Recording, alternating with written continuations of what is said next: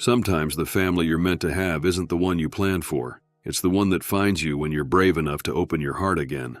The rain tapped against the window of Dr. Meyer's office as Sarah Wilson clutched the armrests of her chair. At 34, she'd spent the past 5 years in this familiar cycle: hope, procedures, disappointment, repeat. But something about today felt different.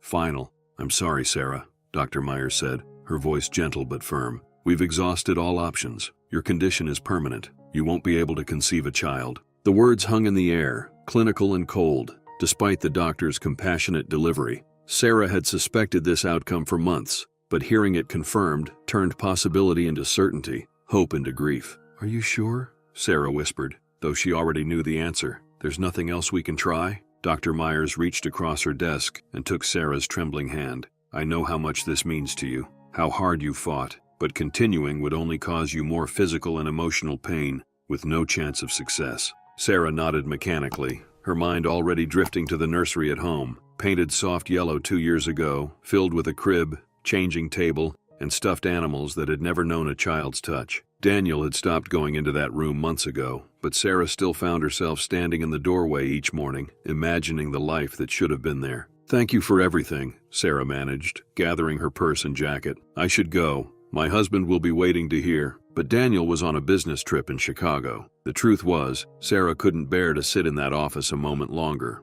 watching sympathy form crinkles around her doctor's eyes. The drive home took Sarah past Willowbrook Park, where mothers pushed strollers along tree-lined paths and toddlers squealed on swings. She'd avoided this route for years, but today she deliberately turned down Maple Street, forcing herself to look. A young mother was kneeling, wiping ice cream from her daughter's chin with a tissue and laughing. Sarah watched for a moment too long, her car idling at the stop sign, until a honk behind her jolted her back to reality. This is it, she thought. This is what acceptance feels like driving past a life you'll never have and finally admitting it to yourself. At home, Sarah walked directly to the nursery and sat in the rocking chair, surrounded by the artifacts of a dream that would never materialize. Her hand traced over the stuffed elephant Daniel had bought when they first started trying. "For good luck," he'd said with that boyish smile she'd fallen in love with in college. She allowed herself to cry then, really cry, not the hopeful tears after another failed treatment when she told herself,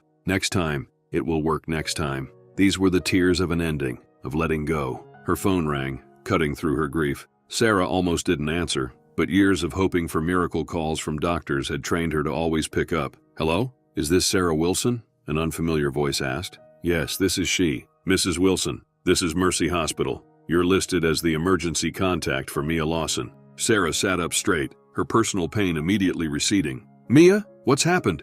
"There's been an accident. Miss Lawson was brought in an hour ago. She's in critical condition and—" the voice hesitated. "She's asking for you. She's very insistent about seeing you right away." "I'll be there in 15 minutes, Sarah said, already moving. The hospital corridors seemed endless as Sarah followed a nurse to the ICU. Her mind raced with questions. Mia had been her best friend since college, the free spirit to Sarah's planner, the dreamer to her pragmatist. They'd been inseparable until 3 months ago, when Mia had somewhat withdrawn after the birth of her daughter Emma. Sarah had attributed it to new motherhood, though it had stung when Mia declined her offers to help with the baby. "She's in here," the nurse said, pausing outside her room. "The doctor will be in shortly to explain her condition. She's been sedated for pain, but she's lucid." Sarah nodded, steeling herself before entering. Nothing could have prepared her for the sight of vibrant, laughing Mia, now deathly pale, connected to machines that beeped and hissed, maintaining the fragile thread of her life. "Mia," Sarah whispered, approaching the bed.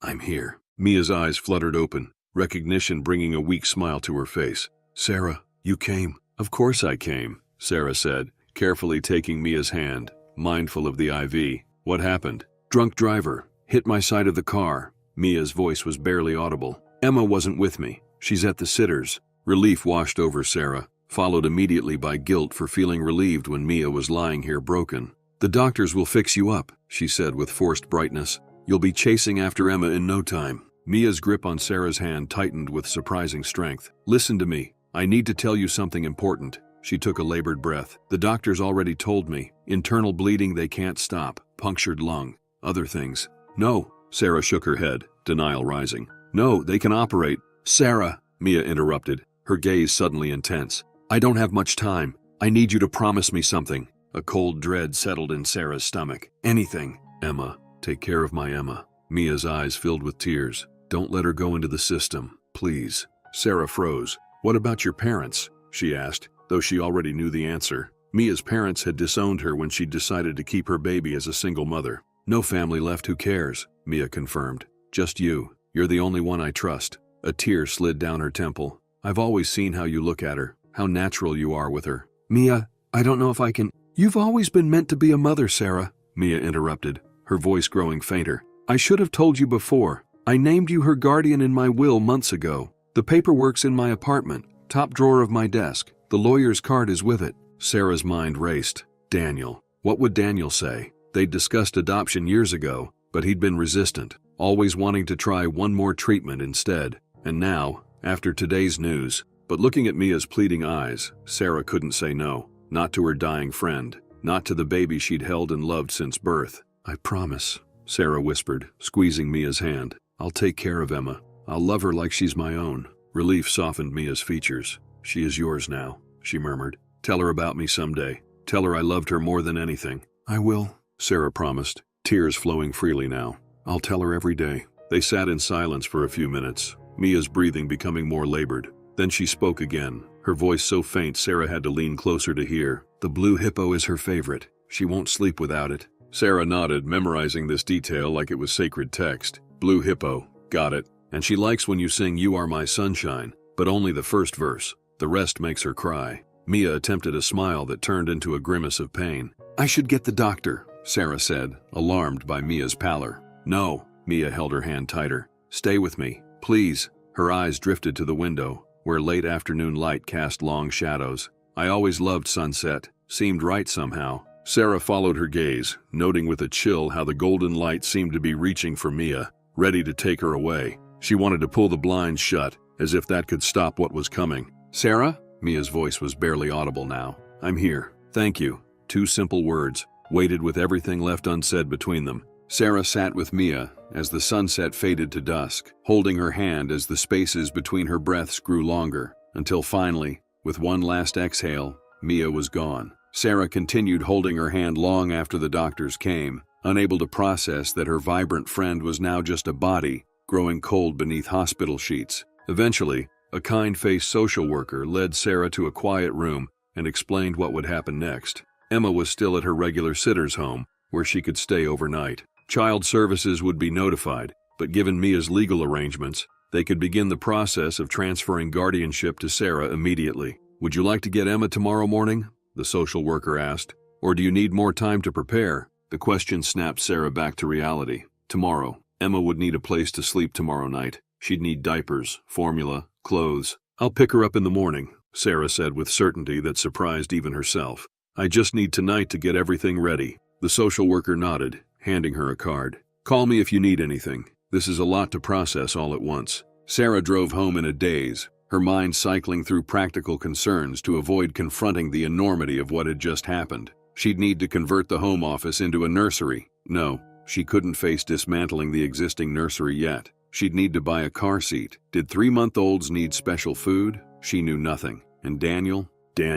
Sarah pulled into her driveway and sat staring at the dark house. She needed to call him. This couldn't wait until he returned in 3 days. Sitting at the kitchen table, Sarah dialed his number, rehearsing what to say. He answered on the 4th ring, the sounds of a restaurant in the background. Hey you, I was just about to call. How did it go with Dr. Myers? Sarah took a deep breath. Daniel, something's happened. Something big. She told him everything. The final diagnosis, Mia's accident, the promise she'd made. You agreed to take her baby? Daniel's voice had an edge Sarah had never heard before. Without even calling me first? She was dying, Daniel. She made me her child's guardian months ago. What was I supposed to say? You were supposed to say you needed to talk to your husband. This isn't like adopting a puppy, Sarah. This is a lifetime commitment to someone else's child. The words someone else's child stung more than Sarah expected. Emma isn't just someone else's child. She's Mia's daughter. She's a baby who needs us. Needs you mean? I never agreed to this. Daniel, please,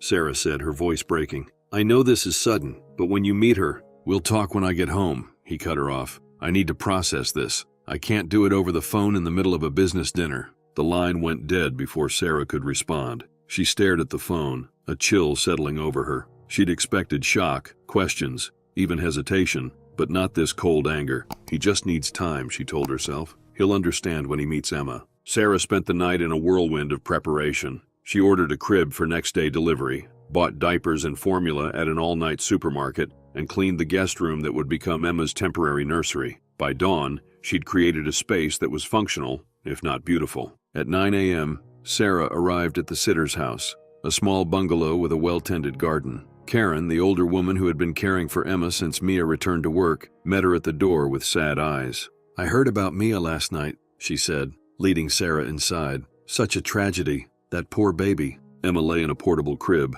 tiny legs kicking at the air. When she saw Sarah, her face broke into a toothless smile that pierced straight through to Sarah's heart. "Hi, sweet girl," Sarah whispered, lifting Emma into her arms. The weight of her, the perfect warmth, felt right in a way Sarah couldn't explain. Karen helped gather Emma's belongings, showing Sarah how to prepare her formula and explaining her schedule. "Mia always said you were the most responsible person she knew," Karen said as they packed the car. "She told me once that if anything happened to her, you were the only one she'd trust with Emma." Sarah swallowed against the lump in her throat. "I won't let her down." The drive home was surreal. Every few minutes, Sarah glanced in the rearview mirror at Emma, secure in her new car seat, staring wide-eyed at the world passing by her window. "It's just us now, little one," Sarah said softly, "but I promise you'll always know how much your mama loved you." The first day passed in a blur of diapers, bottles, and stolen moments of wonder as Sarah watched Emma sleep. By evening, she'd settled into a tentative rhythm, Googling baby care between feedings and calling the social worker twice with questions. As Sarah rocked Emma to sleep that night, singing "You Are My Sunshine" quietly in the dim room, a strange peace settled over her. For the first time since receiving her diagnosis, the ache of emptiness had disappeared. In its place was something new, a terrifying, exhilarating sense of purpose. "Your mama was right," she whispered to the sleeping baby. "I think I was meant to be your mother all along." The next 2 days established a new normal. Sarah called work and arranged for emergency family leave. She contacted Mia's lawyer and began the formal guardianship process. She even managed to meet with a funeral director to handle Mia's arrangements. Emma nestled against her chest in a baby carrier. By the time Daniel's key turned in the lock on the third day, Sarah had begun to hope. Emma was thriving in her care. Surely Daniel would see what she already knew, that this child belonged with them. But one look at his face as he stood in the doorway, staring at Sarah feeding Emma on the couch, told her everything. "So it's true," he said flatly. "You actually brought her home." "Daniel," Sarah began carefully, shifting Emma to her shoulder to burp her. "I know this is sudden, but—" "Sudden?" Daniel dropped his suitcase with a thud that made Emma startle. "You made a life-altering decision without me, and you call it sudden. What choice did I have?" Sarah kept her voice low, rubbing Emma's back soothingly. "Mia was dying. She had no one else." "That's not our problem." Daniel's voice rose and Emma began to whimper. "We've spent years trying to have our own child, and the very day, you find out you can't. You decide to bring home someone else's baby?" The cruelty of his timing hit Sarah like a physical blow. "I didn't decide anything," she said, struggling to stay calm for Emma's sake. "Mia named me guardian months ago. This was her dying wish." Daniel paced the living room, running his hands through his hair in frustration. "And what about my wishes? Did those factor into your decision at all?" "You're acting like I planned this," Sarah said, her own anger rising.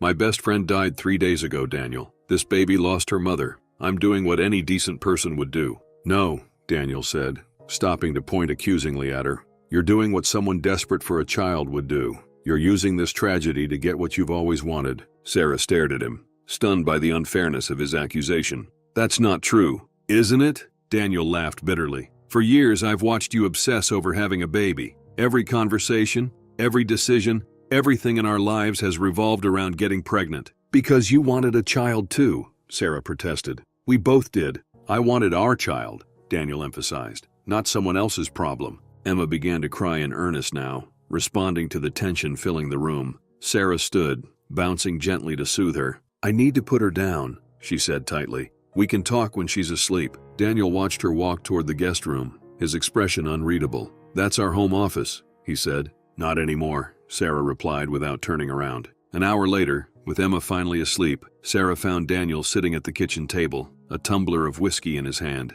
He looked up as she entered, his eyes red-rimmed. Whether from emotion or alcohol, she couldn't tell. "I've been thinking about this situation while I was away," he said, his voice calmer but still distant. Ever since you called, actually. Sarah sat across from him, hope flickering faintly. And I think we need to be realistic. He took a sip of his drink. I've been rethinking our marriage since we got your test results. The words hit Sarah like ice water. What does that mean? Daniel wouldn't meet her eyes. It means I've always been clear about wanting children. My own children. A family that's really mine. A family that's... Sarah couldn't finish the sentence, the implication too painful to voice. You know what I mean, Daniel said. I'm 36, Sarah. I still have time to start over, to have the family I've always wanted. Sarah sat very still, feeling as though she were watching the scene from above, happening to someone else. You're talking about divorce. Daniel shrugged, the gesture so casual, it felt like another betrayal. I'm talking about accepting reality. You can't give me children, and now you've taken in someone else's baby, without even consulting me. So this is my fault? Sarah's voice rose despite her effort to control it. After 7 years of marriage, you're willing to throw everything away because I can't get pregnant and because I refuse to abandon an orphan baby? Don't make this about morality, Daniel said sharply. This is about what we both want in life, and it's becoming very clear that we want different things. Sarah stood, needing distance from the stranger wearing her husband's face. The Daniel I married would never treat a child as unwanted. He would never abandon someone who needed him. Maybe you never really knew me, Daniel replied, finishing his whiskey. Or maybe losing all those babies changed us both. Don't you dare, Sarah whispered, her hands clenching into fists. Don't you dare use our losses to justify this. Daniel stood too, reaching for the bottle to pour another drink. Look, I didn't come home to fight. I came home to be reasonable. We need to talk about what happens next. Which is what exactly? I think you should find somewhere else to stay while we sort out the details. My parents have already said you can use their lake house until you find an apartment. The casual way he delivered this bombshell made Sarah's knees weak. You discussed this with your parents before talking to me? Daniel had the grace to look uncomfortable. I needed advice. They agree this is for the best. I'm sure they do, Sarah said bitterly. His parents had always been cold toward her, especially after the years of failed pregnancies. Margaret, his mother, had once asked if Sarah had considered her fertility before marrying her son. They're coming over tomorrow to help us figure things out, Daniel added, not meeting her eyes. You invited your parents to help kick me out of my own home? Sarah couldn't keep the incredulity from her voice. It's not like that, Daniel protested. They want to support us both during this transition. Sarah laughed, a hollow sound. Your mother has wanted me gone since the day we married, and now she finally gets her wish. A cry from the baby monitor interrupted whatever Daniel was about to say. Sarah moved toward the hallway, then paused to look back at him. That child in there just lost her mother. Her entire world changed in an instant, and unlike you, she had no choice in the matter. Sarah's voice was steady despite the storm inside her. I made a promise to my dying friend, and I intend to keep it. If that means losing you, then I guess I never really had you to begin with.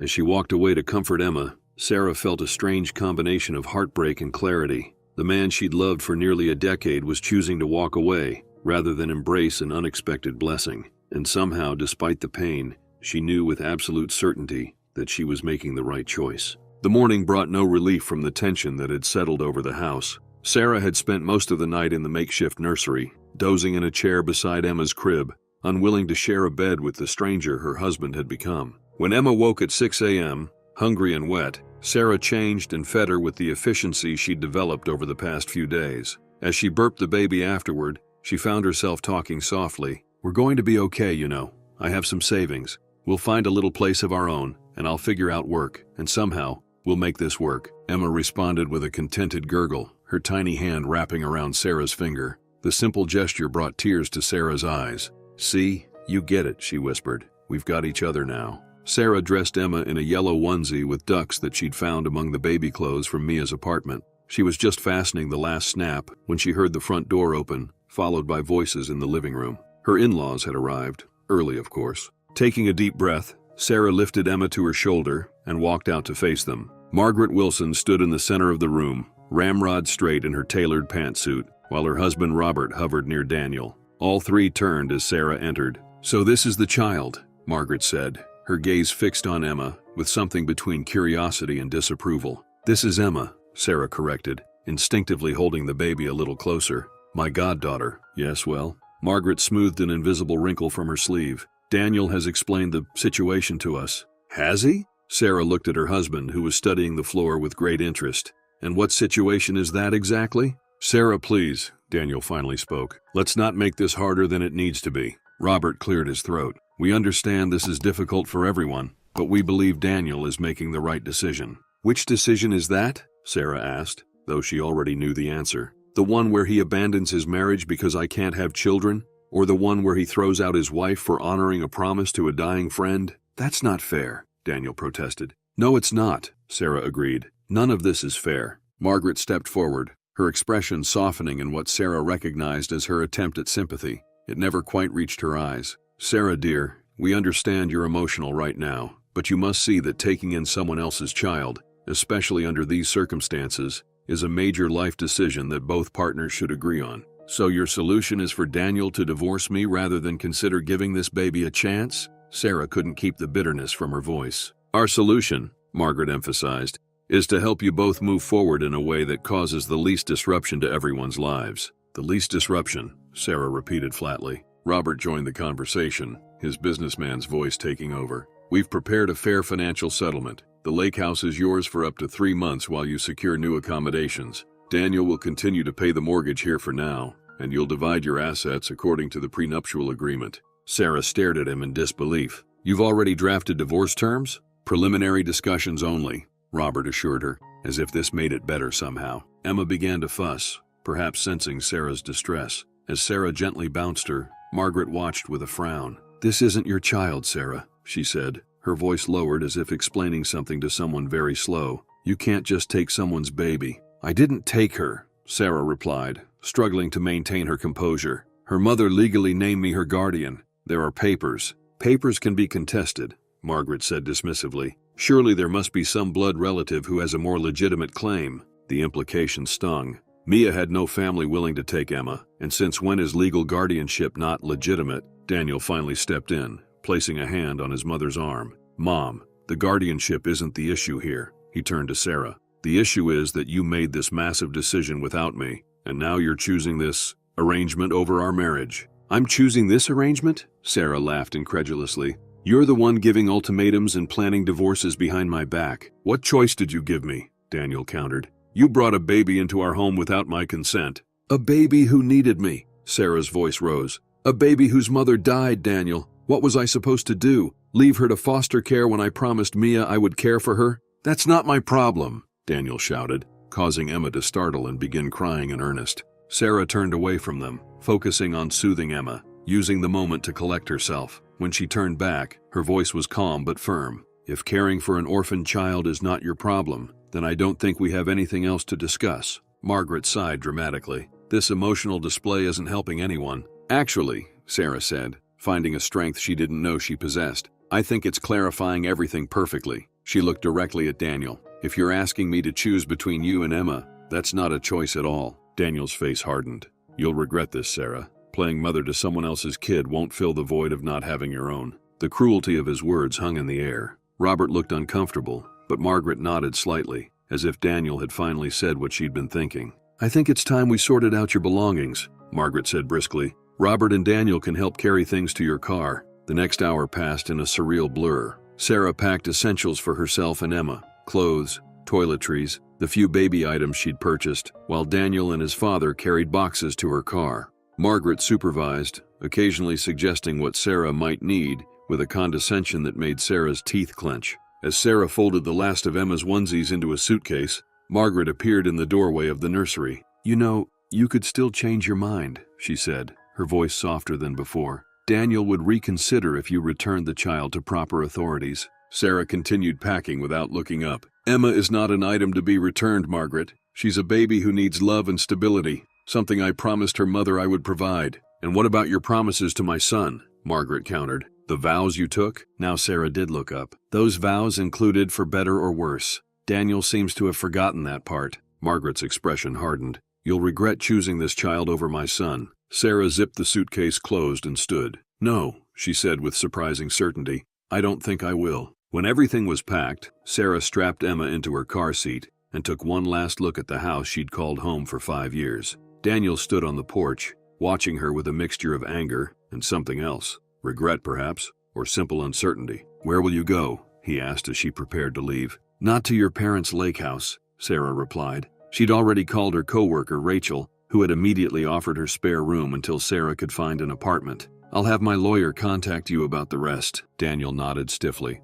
I am sorry it ended this way. Sarah looked at him, really looked at him, and realized with startling clarity that she no longer recognized the man she'd married. I'm not sorry, she said quietly. Not about Emma. I'm only sorry I didn't see sooner who you really are. As she drove away, Emma sleeping peacefully in the back seat, Sarah felt tears streaming down her face. But beneath the grief and shock was something unexpected, a small, stubborn flicker of hope. She glanced in the rearview mirror at the tiny person who had upended her life in just 4 days. It's just us now, little one, she whispered. We'll figure it out. Rachel's spare bedroom was small but cozy, with just enough space for a portable crib and Sarah's suitcase. The generosity of her coworker, whom Sarah had known for only 2 years, stood in stark contrast to the rejection from her husband of 7. It's not much, Rachel apologized, helping Sarah settle Emma's things. But you can stay as long as you need to. It's perfect, Sarah assured her, fighting back tears of gratitude. I can't thank you enough. Don't thank me yet, Rachel smiled, adjusting a stuffed rabbit in Emma's crib. Wait until you've been woken up by this little one at 3 a.m. That first night in Rachel's home, after Emma finally drifted to sleep, Sarah sat on the edge of the guest bed and allowed herself to fully process everything that had happened. In the span of a week, she had learned she could never have children, lost her best friend, become a mother to an orphaned baby, and watched her marriage crumble. The enormity of it crashed over her in waves that left her gasping. She reached for her phone, scrolling to Daniel's number before stopping herself. What would she even say? Every conversation since Mia's death had only revealed how fundamentally different their values were. Instead, she opened her email and typed a message to her company's HR department, requesting information about extended family leave options. One step at a time, she told herself. Focus on what you can control. The next morning, Sarah woke to Emma's hungry cries and the smell of coffee wafting from the kitchen. After feeding and changing the baby,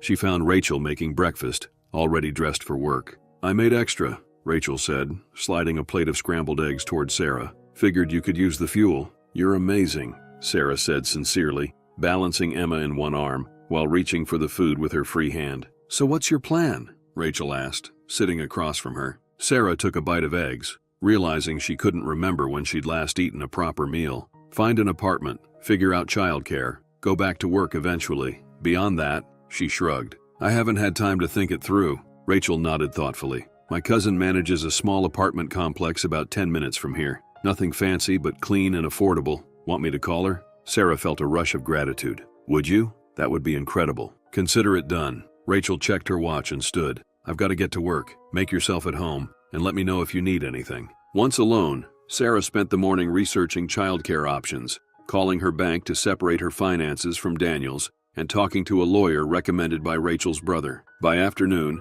she had a tentative plan forming, and the beginning of a to-do list that felt manageable, if daunting. Progress, Emma, she told the baby as she changed her diaper. We're making progress. Rachel's cousin Anita called that evening to offer Sarah a viewing of a recently vacated one-bedroom apartment. It's small, she warned, but the building has good security, and there's a nice park across the street. The apartment was indeed small, a compact living room connected to a galley kitchen, a bedroom barely large enough for a double bed, and a bathroom with chipped tiles, but a surprisingly good shower. The walls needed paint, the carpet had seen better days, but the windows were large, filling the space with late afternoon sunlight. It's perfect, Sarah said, already imagining where Emma's crib would go. When can I move in? Anita smiled. Rachel explained your situation. I can have the paperwork ready tomorrow, and you can move in by the weekend if you want. Sarah signed the lease the next day, using some of her savings for the security deposit and first month's rent. Rachel helped her shop for essentials,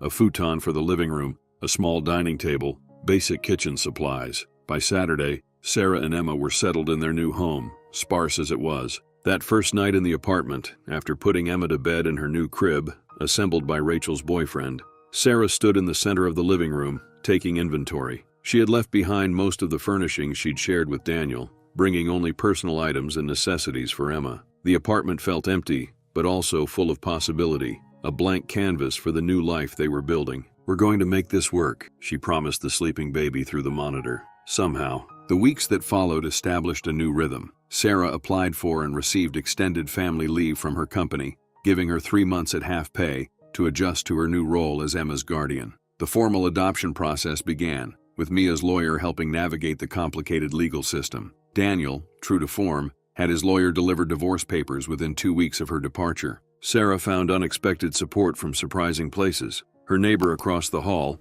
an elderly woman named Mrs. Chen, offered to watch Emma when Sarah needed to run errands. "I raised 4 children," she said matter-of-factly. "One baby is nothing." Rachel continued to be a lifeline, bringing dinner once a week and occasionally taking Emma for an hour so Sarah could shower and rest. And Olivia, a childhood friend who had drifted away during Sarah's marriage, reconnected after hearing about Sarah's situation. "Daniel was always kind of a jerk," Olivia declared during her first visit to the apartment, bouncing Emma on her hip. "But I didn't say anything because you seemed happy." "I thought I was," Sarah admitted. "Or maybe I was just so focused on having a baby that I didn't notice how conditional his love really was." Olivia studied her friend. "And now? Are you okay?" Sarah considered the question seriously. "Not yet," she said honestly. "But I will be. We will be." Finances were tight. Even with the half salary from her leave, Sarah had to be careful with expenses. Diapers, formula, and baby necessities consumed much of her budget. She sold her wedding ring to create an emergency fund, an act that felt both practical and symbolic, cutting the final tie to her old life. The routine of caring for Emma became both exhausting and fulfilling. Sarah learned the baby's cues, the difference between her hungry cry and her tired whimper. She discovered that Emma loved being sung to but hated baths, that she smiled most widely when Sarah made ridiculous faces, that she would stare transfixed at the ceiling fan for minutes at a time. "Your mama would be so proud of you," Sarah often whispered during late-night feedings, keeping her promise to keep Mia's memory alive. "She loved you so much, and so do I." Some nights were harder than others. When Emma was particularly fussy, or when the reality of single parenthood felt overwhelming, Sarah would feel panic rising, the certainty that she wasn't equipped for this responsibility, that she was failing Mia's precious daughter. During one such night, Emma refused to be soothed, screaming despite all Sarah's efforts. Exhausted after hours of walking, bouncing, and pleading, Sarah placed Emma safely in her crib and stepped into the bathroom,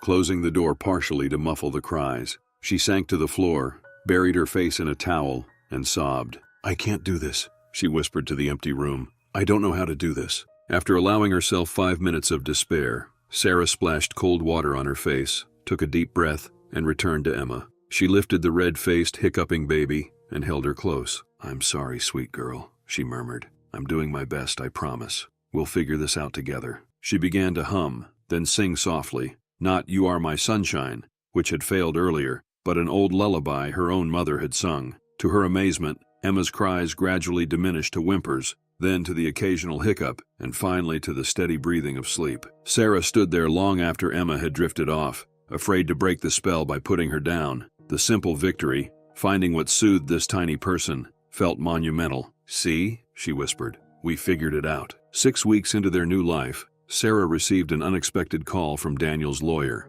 The divorce was proceeding smoothly. Daniel wasn't contesting the division of assets they'd agreed upon through their attorneys. But there was a new development. Daniel wanted to sell the house. "He's asking if you'd like to buy him out of his share," the lawyer explained. "Otherwise, it will go on the market next month." Sarah stared out her apartment window at the park across the street, where mothers pushed strollers along winding paths. The house she'd shared with Daniel had been their dream home once. Spacious, in a good school district, with a yard perfect for children to play in. Now those features seemed especially poignant. "Can I think about it?" she asked, though she already knew she couldn't afford the mortgage alone, not with the added expenses of raising Emma. "Of course. He's giving you first right of refusal as a courtesy. Let us know within the week." A courtesy. Sarah almost laughed at the formality of it all, how quickly 7 years of marriage had been reduced to legal terms and courtesies. That evening, as she fed Emma her bottle, Sarah allowed herself to really think about Daniel for the first time in weeks. The anger had faded somewhat, leaving a hollow sort of sadness for what might have been. She tried to imagine an alternate reality where Daniel had embraced Emma, where they had become the family Sarah had always wanted, but the image wouldn't form. The truth was, Daniel's rejection had revealed fundamental differences between them that might have surfaced eventually, even without Emma's arrival. "We're better off," she told Emma, who watched her with solemn eyes as she drank, "even if it doesn't always feel that way." 3 months into their new life, Sarah's leave was ending. She had found a daycare within walking distance of her apartment that had an opening for Emma, had established a routine that mostly worked, and had even managed to paint the apartment's dingy walls a cheerful yellow. The divorce was nearly finalized, the house was on the market, and Sarah was preparing to return to work. The night before her first day back, Sarah sat on the floor beside Emma, who was now 6 months old and learning to sit up on her own. The baby toppled sideways, giggling when Sarah caught her. "You're getting so big," Sarah marveled, helping Emma right herself again. "Your mama would be amazed." At the mention of Mia, Sarah felt the familiar pang of grief. She still missed her friend desperately, still found herself reaching for her phone to text Mia when Emma did something adorable. The loss remained raw, even as life moved forward. Emma babbled happily, a stream of consonants that had recently begun to sound more intentional. Sarah responded as if they were having a real conversation. "I know, it's very exciting. And yes, I'm a little nervous about tomorrow too." Emma reached for a soft block, concentration furrowing her tiny brow as her fingers closed around it. "That's it," Sarah encouraged. "You've got it." The moment felt profound somehow. This ordinary triumph, this simple joy. Sarah realized with surprise that despite the circumstances that had brought them here, despite the losses and struggles, she was happy. Not always, not perfectly, but genuinely. "We're going to be okay," she told Emma, believing it fully for the first time. "Better than okay. We're going to be amazing." The next morning, Sarah dropped Emma at daycare, forcing herself not to linger as the kind caregiver took the baby from her arms. Emma immediately became fascinated with a colorful mobile hanging above the infant area, barely noticing as Sarah slipped away. Walking to work, Sarah felt simultaneously lighter and heavier, relieved to be returning to the adult world of marketing campaigns and team meetings, yet already missing Emma with an intensity that surprised her. Is this how all working parents feel, she wondered? This constant pull in two directions? Her colleagues welcomed her back warmly, many of them now aware of the dramatic changes in her personal life. Her boss, Michael, pulled her aside after the morning meeting. "We're glad to have you back," he said sincerely, "and I want you to know that we can be flexible if you need adjustments to your schedule. Single parenting isn't easy." Sarah blinked back unexpected tears.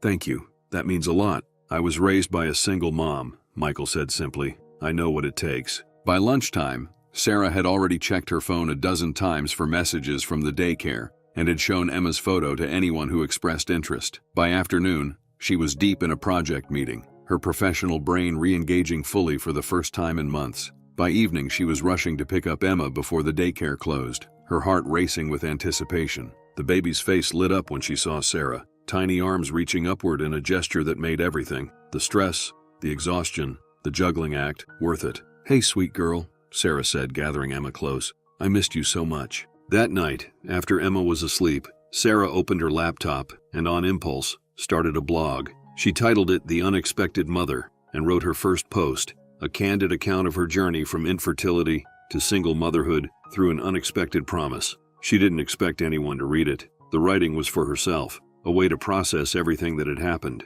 To her surprise, people did read it. Friends shared it on social media, and strangers began commenting, many of them sharing their own stories of unexpected parenthood, adoption, or single parenting. Within weeks, Sarah found herself part of an online community of people navigating similar challenges. "You should write a book," Olivia suggested one evening as she helped Sarah fold laundry. Emma was now 7 months old and determined to crawl, practicing by rocking back and forth on her hands and knees on a blanket nearby. Sarah laughed. "When would I have time? Between work, Emma, and occasionally remembering to eat, my days are pretty full." "I'm serious," Olivia insisted. "Your blog posts are helping people. You've got almost 1,000 followers now." "It's still surreal," Sarah admitted. "I never expected anyone to care about our story." "People relate to resilience," Olivia said, watching as Emma finally managed to lurch forward a few inches. "And speaking of resilience, I think someone's about to be mobile." Sarah turned to see Emma's triumphant expression as she discovered her new ability. "Oh my God," she gasped, grabbing her phone to record the moment.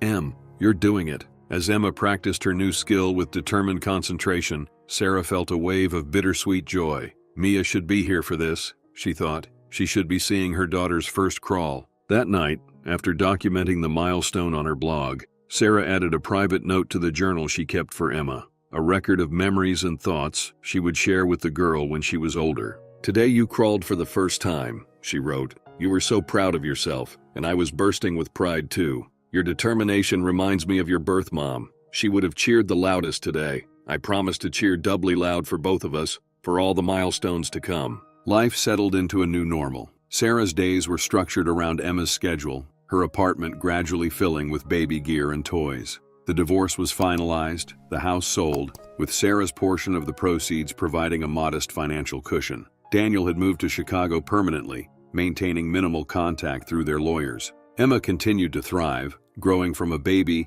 into a toddler with a distinct personality, stubborn, curious, and surprisingly funny. She learned to walk at 11 months, tottering around the apartment with reckless confidence. Her first word was book, followed closely by mama, a term that still brought tears to Sarah's eyes, even as it came with the complicated knowledge that she was Emma's second mother. Sarah's blog gained followers, leading to opportunities she hadn't anticipated, speaking at a conference for adoptive parents, contributing to an anthology about alternative paths to motherhood, connecting with other women navigating similar journeys. "I never planned any of this," she confessed to Olivia on Emma's first birthday, watching as the toddler smeared cake across her face with gleeful abandon. "That's usually how the best stories go," Olivia replied, snapping photos of the messy celebration. "Unplanned, unexpected, and so much better than what you thought you wanted." Looking around at the small gathering, Rachel and her boyfriend, Mrs. Chen, colleagues who had become friends,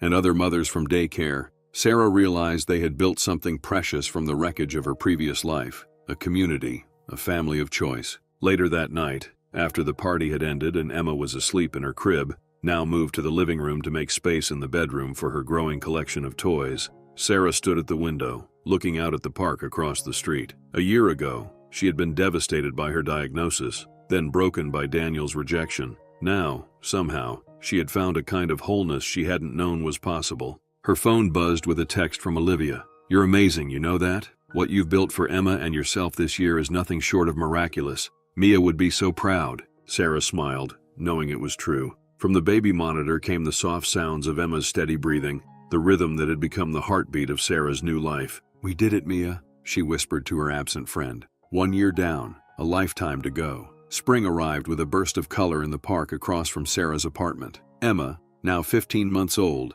delighted in the flowers blooming along the walking paths, pointing and babbling enthusiastically during their evening strolls. "Yes, that's a daffodil," Sarah would explain patiently. "Can you say daffodil?" "Da-da," Emma would respond, reducing most multi-syllable words to this simpler sound. Life had found a rhythm. Sarah had been promoted at work and negotiated a flexible schedule that allowed her to work from home 2 days a week. Emma thrived at daycare, making friends and developing new skills daily. The small apartment had become a true home, filled with books, toys, and the evidence of a happy toddler. On a mild Tuesday evening, Sarah was preparing dinner while Emma played with blocks on the kitchen floor. The doorbell rang, an unusual occurrence, as most of their visitors texted before coming over. "Who could that be?" Sarah asked Emma playfully. "Shall we go see?" Emma toddled alongside her to the door, clutching Sarah's pant leg. Through the peephole, Sarah saw a man in military uniform, perhaps collecting for veterans, she thought. She opened the door,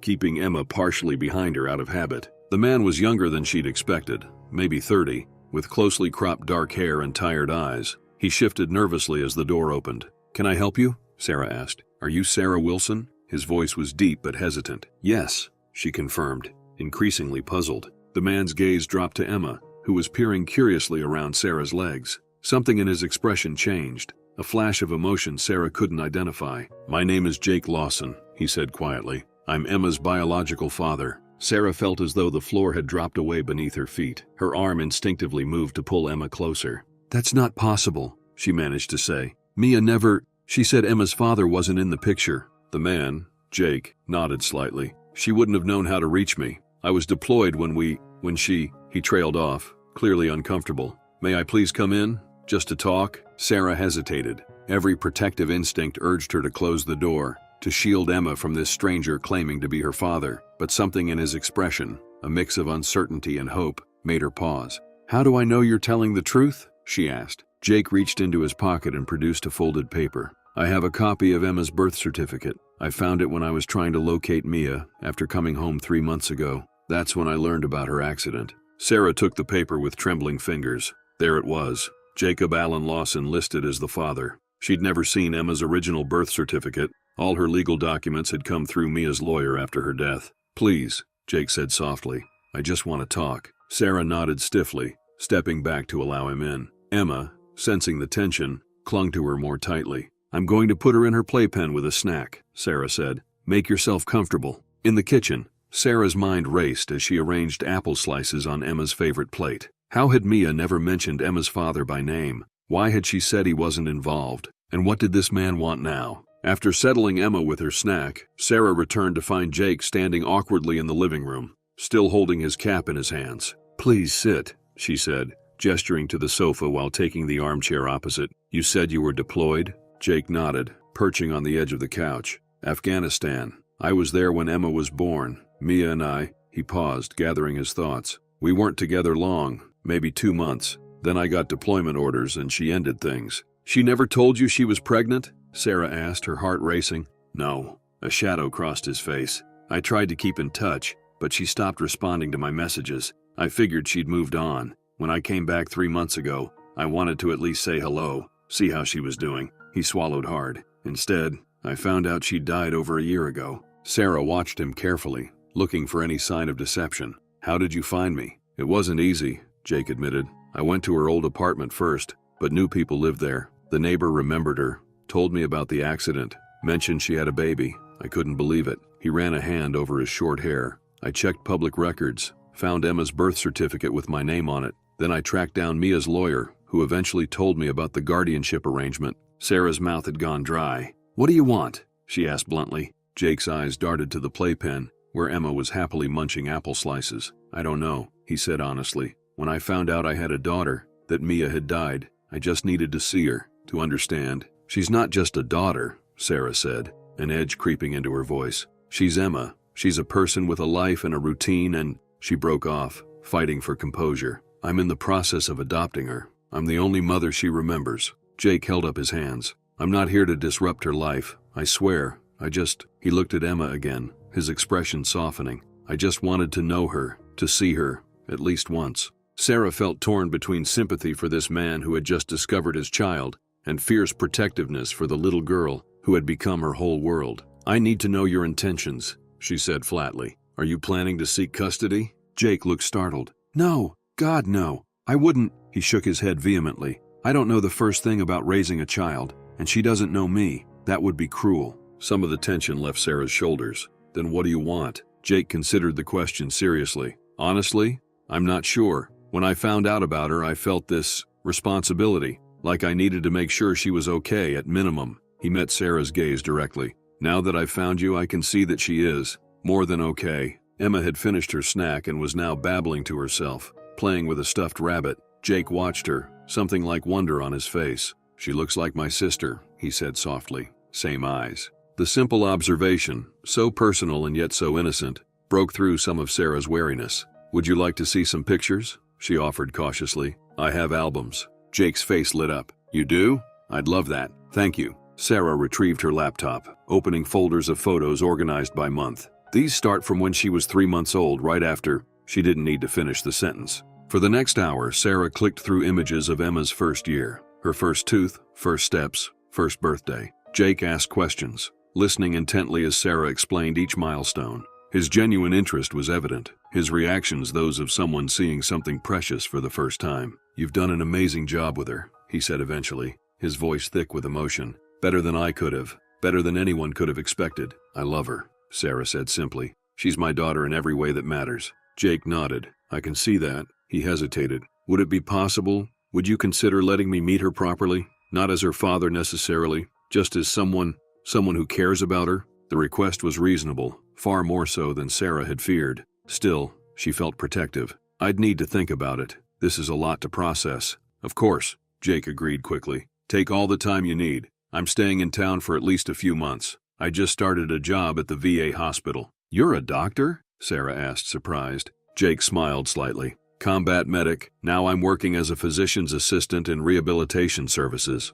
The conversation shifted to safer topics. Jake's military service, Sarah's work, the neighborhood. Emma, losing interest in her toys, began to fuss in her playpen. "I should get her dinner started," Sarah said, rising. Jake stood immediately. "I'll get out of your way. Thank you for not slamming the door in my face." "I considered it," Sarah admitted with the ghost of a smile. "But I'm glad I didn't." At the door, Jake paused. "Can I leave my number, in case you decide—" He didn't finish the sentence, but he didn't need to. Sarah nodded, handing him her phone to enter his contact information. As he returned it, their fingers brushed briefly. "She really is beautiful," Jake said, glancing back at Emma, "just like her mother." Sarah wasn't sure if he meant Mia or herself, and she didn't ask. "I'll be in touch," she promised. After he left, Sarah leaned against the closed door, her mind whirling. Emma toddled over, raising her arms to be picked up. "Mama, up!" Sarah lifted her, holding her close, breathing in the familiar scent of baby shampoo and apple juice. "Oh, Emma," she whispered, "life is never simple, is it?" That night after Emma was asleep, Sarah called Olivia. "He seemed genuine," she explained after recounting the unexpected visit. "Not threatening at all, almost grateful." "What are you going to do?" Olivia asked. Sarah sighed. "I don't know. Legally, he has rights. He could contest the adoption if he wanted to, but he said he wouldn't." "People say a lot of things," Sarah replied. "Daniel promised to love me forever, remember?" Olivia was quiet for a moment. "True, but not everyone is Daniel." Sarah thought about Jake's face as he'd looked at Emma's photos, the mixture of wonder and regret, the careful way he'd asked to meet her. "No," she agreed finally, "not everyone is Daniel." After 3 days of careful consideration, Sarah texted Jake, suggesting they meet at the park across from her apartment on Saturday morning. "Emma is usually at her best early in the day," she explained, "but I'd like to keep the first meeting brief." Jake replied immediately, "Whatever works best for Emma. Thank you for this chance." Saturday arrived with perfect spring weather, mild sunshine, and a gentle breeze. Sarah dressed Emma in her favorite overalls and packed a bag with snacks, sunscreen, and the essentials for a morning out. "We're going to meet someone special today," she told Emma as she brushed her fine hair. "He knew your first mommy." Emma, more interested in the butterfly barrette Sarah was attempting to secure, just smiled. "Fly," she said, pointing. "Yes, butterfly," Sarah agreed. "Very pretty." Jake was waiting by the park entrance when they arrived, wearing jeans and a button-down shirt rather than his uniform. He looked younger somehow, less formal but more nervous. "Hi," he said, his gaze immediately finding Emma, who was holding Sarah's hand and studying him curiously. "Thanks for coming." "This is Emma," Sarah said, kneeling beside the toddler. "Emma, this is Mr. Jake. Can you say hello?" Emma regarded him solemnly before offering a tiny wave. "Hi." Jake's face lit up. He knelt to her level, keeping a respectful distance. "Hi, Emma. I like your butterfly." Emma touched the barrette proudly. "Fly."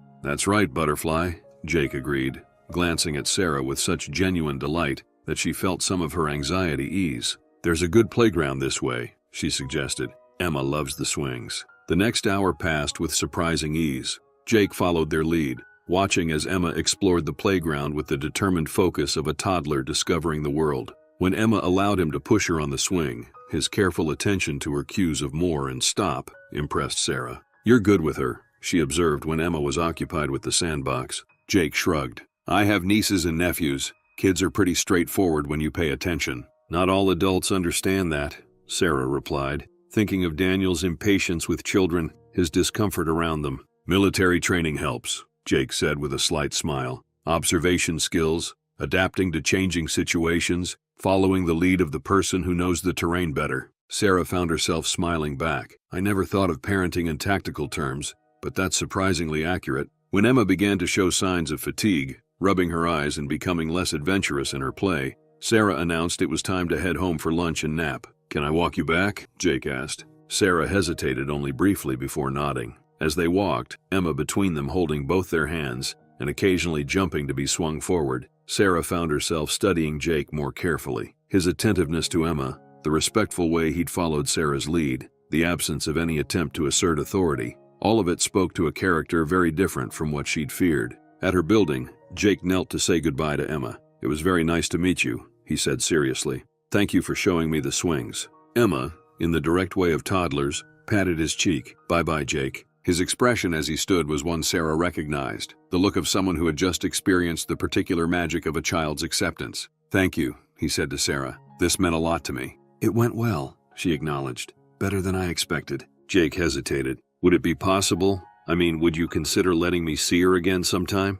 Sarah had been considering this very question throughout the morning. "I think that would be okay," she said carefully. "Maybe next weekend, same time." The relief and joy on Jake's face was unmistakable. "That would be perfect, thank you." As he turned to leave, Sarah called after him. "Jake, would you like to see her baby album? The actual printed one, with photos from when she was first born? Mia made it." Jake stopped, visibly moved by the offer. "I would love that." More than I can say. Next time, Sarah promised. I'll bring it to the park. After Jake left, Sarah carried a sleepy Emma upstairs, her mind working through the implications of the morning. She had expected to feel threatened by Jake's presence, to see him as competition for Emma's affection. Instead, she found herself moved by his obvious care for a child he'd just met, his respect for the boundaries she'd set. As she prepared Emma's lunch, she realized something unexpected. For the first time since taking Emma in, she wasn't alone in appreciating how special this little girl was. There was now someone else in the world who cared deeply about Emma's well-being, someone who could share in the wonder of her development. The thought was surprisingly comforting. The park meetings became a regular Saturday ritual. Jake would wait by the entrance, his face lighting up when he spotted Emma toddling toward him. Each week, he came prepared with something small, a pinwheel that spun in the breeze, bubbles that made Emma squeal with delight, a picture book about butterflies after learning of her fascination with them. Sarah brought the baby album as promised, watching as Jake studied each photo with reverent attention. His finger traced over an image of Mia, holding newborn Emma, his eyes suspiciously bright. "She was beautiful," he said quietly. "I wish I'd known. I wish I could have been there." "What happened between you?" Sarah asked, the question she'd been wondering since his first visit. Jake sighed, closing the album carefully. "Nothing dramatic. We met at a bar, hit it off, started dating. When I got deployment orders, I asked if we could try to make it work long distance. She said no, that she'd done the military relationship thing before and couldn't do it again." He shrugged. "I respected her decision. I was hurt, but I understood." "She never mentioned you were the father," Sarah said. "When she asked me to take Emma, she just said there was no family who could care for her." "In her mind, that was probably true," Jake replied. "She had no way of knowing I'd want to be involved, and her own family." He trailed off. "We're terrible to her when she decided to keep the baby," Sarah finished. "She told me about that." They watched as Emma examined a dandelion with intense concentration. "I want you to know," Jake said after a moment, "that I meant what I said that first day. I'm not here to disrupt Emma's life or challenge the adoption. You're her mother in every way that matters." Sarah studied him, searching for any sign of insincerity. "Why are you telling me this now?" "Because I've seen how you are with her these past few weeks. Because I want you to trust that I only want what's best for Emma." He met her gaze directly. "And because I can see you still have doubts about my intentions." Sarah couldn't deny it. Despite the evidence of Jake's good character, a part of her still feared that he might change his mind, might decide to assert his paternal rights. "I appreciate your honesty," she said finally, "and I'm trying to trust your intentions. It's just, you've been hurt before," Jake finished, "by people who should have been reliable." The simple understanding in his words caught Sarah off guard. She nodded, unable to speak past the sudden tightness in her throat. "I lost my brother in Afghanistan," Jake said quietly. "He had a little boy who'll never really know his dad. That experience, it changes how you see family, how you value it." He watched Emma, who was now attempting to catch a butterfly. "I don't want to take her from you. I just want to be part of her life, in whatever way you think is best." In that moment, looking at Jake's open expression and hearing the sincerity in his voice, Sarah felt the last of her resistance crumble. This man wasn't a threat to their family unit. He could be an addition to it. "I think Emma would benefit from having you in her life," she said slowly. "Not just occasional visits, but regularly." Jake's expression brightened. "Really? You mean that?" Sarah nodded. "She should know her biological father, and you clearly care about her." "More than I thought possible," Jake admitted, "especially given that I've only known about her for a month." "That's how it works with kids," Sarah said with a smile. "They get under your skin fast." As the weeks passed, Jake's role in Emma's life expanded gradually. The park visits extended to include lunch afterward. Soon, Jake was joining them for dinner once a week, learning Emma's bedtime routine, becoming familiar with her favorite books and toys. Sarah observed with growing appreciation how natural he was with Emma, patient when she was cranky, enthusiastic about her small discoveries, consistent in the boundaries he helped maintain. He never tried to override Sarah's parenting decisions, always deferring to her expertise while offering his own observations thoughtfully. "He's not what I expected," Sarah confessed to Olivia one evening when her friend came over after Emma was asleep. "He's so respectful of both of us." "Sounds dangerous," Olivia teased, sipping her wine. "A good-looking military man who's good with kids and respectful of boundaries? You should definitely keep your guard up." Sarah rolled her eyes. "It's not like that." "Why not?" Olivia challenged. "You've been single for nearly 2 years. He's single, great with Emma, and clearly admires you." "He's Emma's biological father," Sarah pointed out. "That complicates things." "Only if you let it," Olivia replied.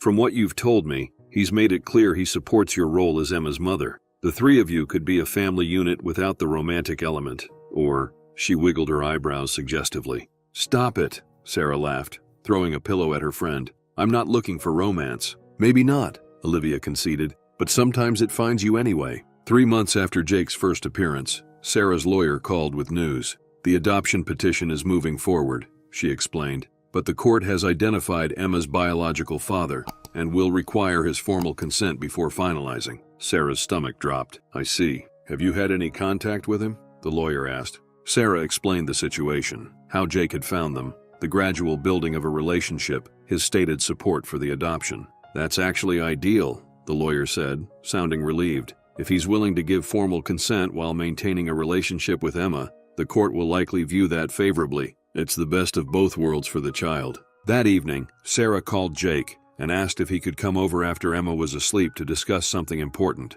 He arrived promptly at 8, concern evident in his expression. Is everything okay? He asked as soon as Sarah opened the door. Is Emma all right? She's fine, Sarah assured him, sleeping soundly. This is about the adoption. Jake's shoulders relaxed slightly as he followed her to the living room. What about it? Sarah explained the lawyer's call. The court needs your formal consent before they'll finalize the adoption. Jake nodded, unsurprised.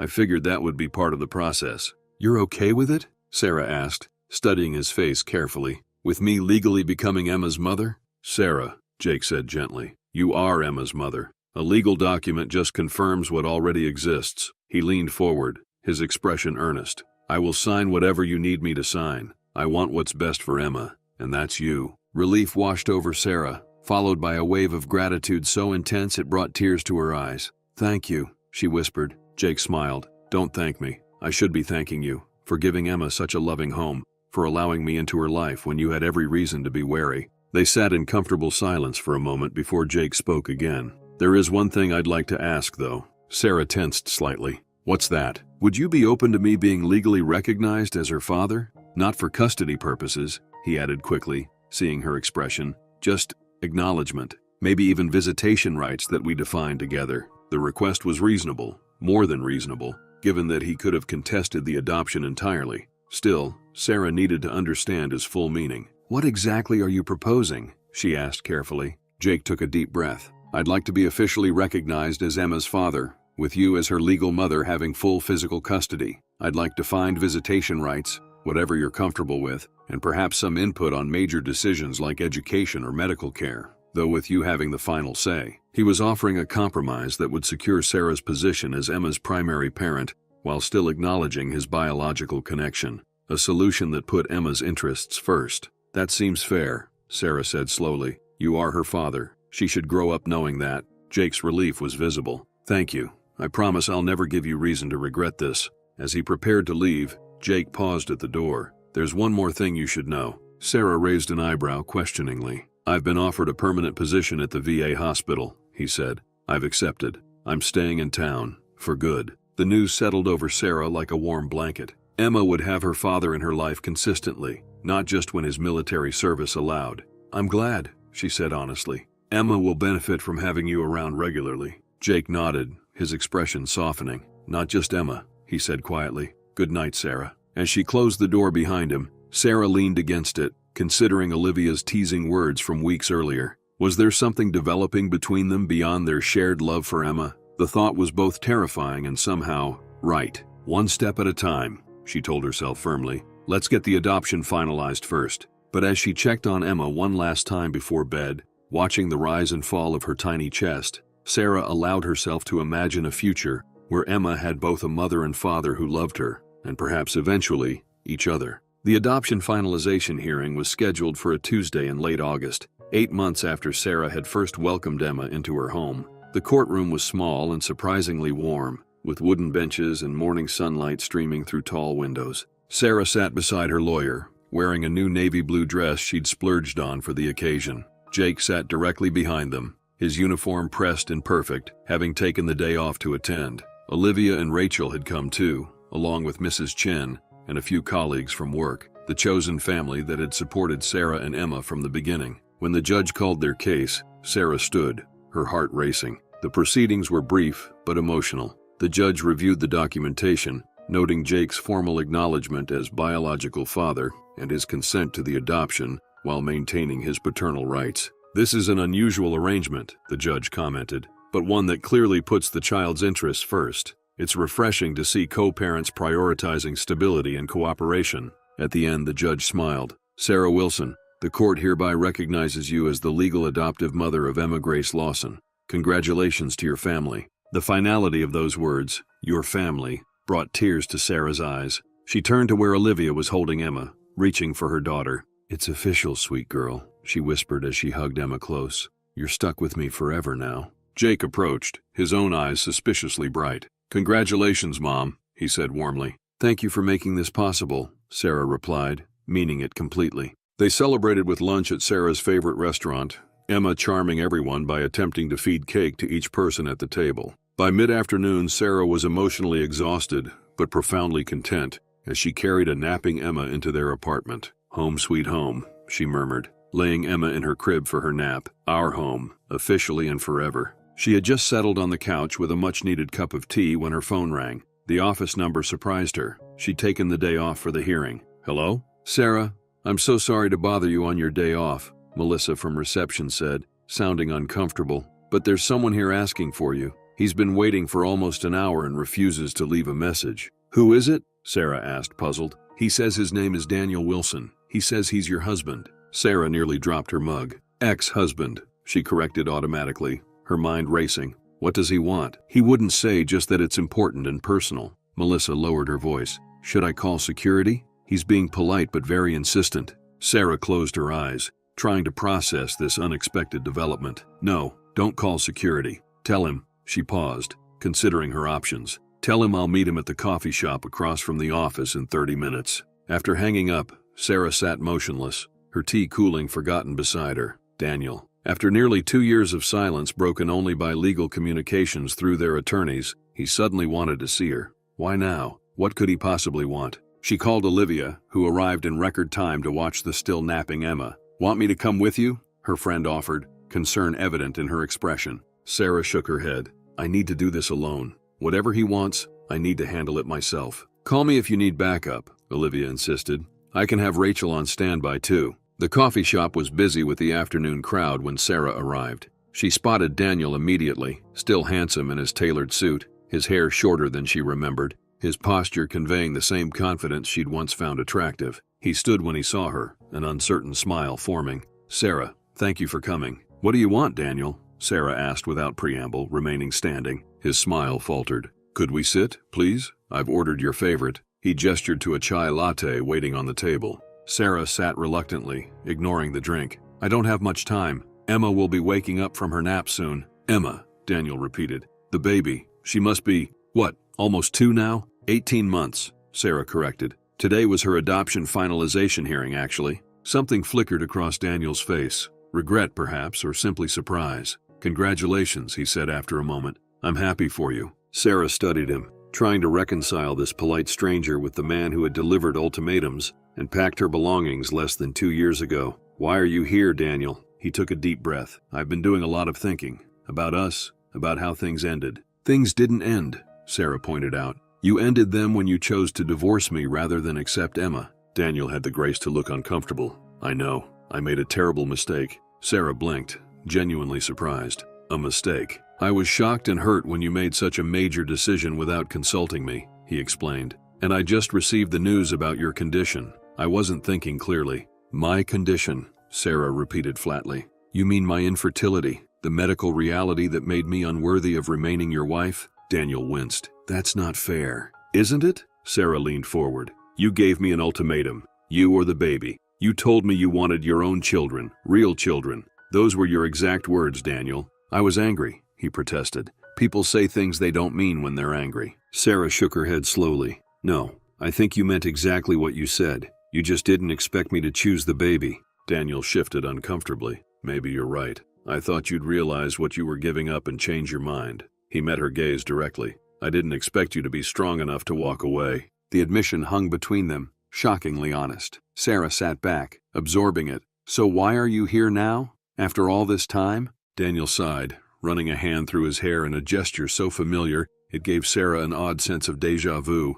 I've been seeing someone. It was getting serious, but recently I realized I've been comparing her to you. I can't move on, Sarah. I've been thinking that maybe we could try again. Sarah stared at him, momentarily speechless. After everything, the ultimatum, the divorce, building her new life, he expected her to simply welcome him back? Daniel, no, she said firmly. That chapter of our lives is closed, but we had 8 good years together, he pressed. I made a mistake, I admit that, but people deserve second chances. You're right, they do, Sarah agreed. And I gave Emma and myself second chances at a family. I'm not interested in going backward. Daniel's expression hardened slightly. Is there someone else? That guy at the courthouse today? The soldier? Jake is Emma's biological father, Sarah explained coolly. We're co-parenting. Just co-parenting? Daniel pressed. Sarah stood up, gathering her purse. My personal life is no longer your concern. I wish you well, Daniel. I really do. But we're done. As she turned to leave, Daniel reached for her hand. My parents ask about you.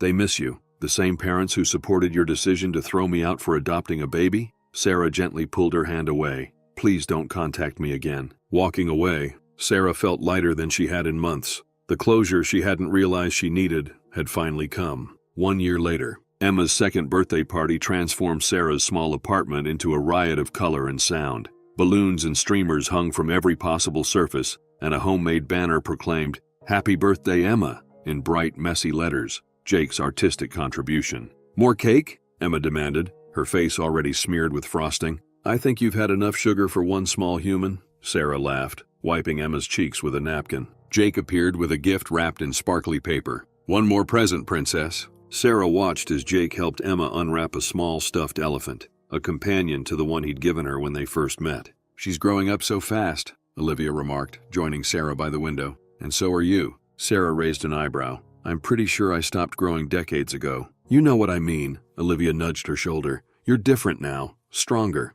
Sarah's gaze drifted to Jake, who was now giving Emma an elephant ride around the living room, making trumpeting noises that had her giggling uncontrollably. We're taking it slow, Sarah admitted quietly. After everything with Daniel, I needed time. And Jake? He's been patient, understanding. Sarah smiled softly. He says we already have the most important thing in common. As the afternoon light mellowed into evening, guests gradually departed until only Jake remained, helping Sarah clean up while Emma napped, exhausted from the excitement. Thank you for today, Sarah said, handing him a stack of plates.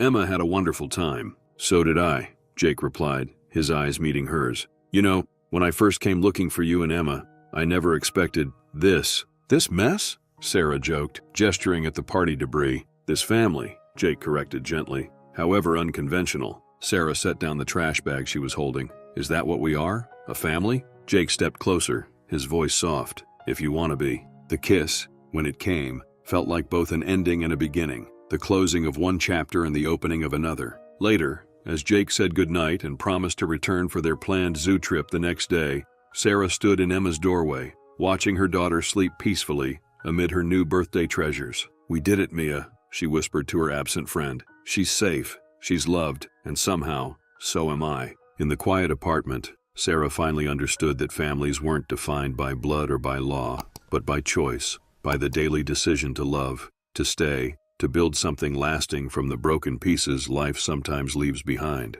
And she had chosen well.